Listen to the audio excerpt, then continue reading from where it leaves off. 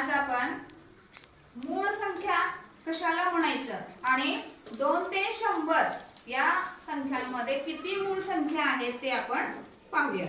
तर बघा मूळ संख्या कशाला म्हणायचं। मूळ संख्या या ज्या संख्येला 1 आणि त्याच संख्येने पूर्ण भाग जात असेल तर ती संख्या काय आहे, मूळ संख्या आहे। 1 ही संख्या मूळ ही नाहीये आणि संयुक्त पण नाही।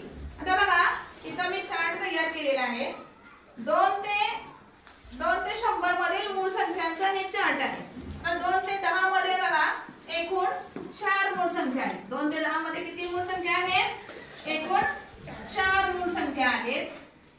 2 3 5 7 आणि 11 ते 20 मध्ये एकूण 4 मूळ आहेत। तिथं पण किती आहे, 4 मूळ संख्या आहेत।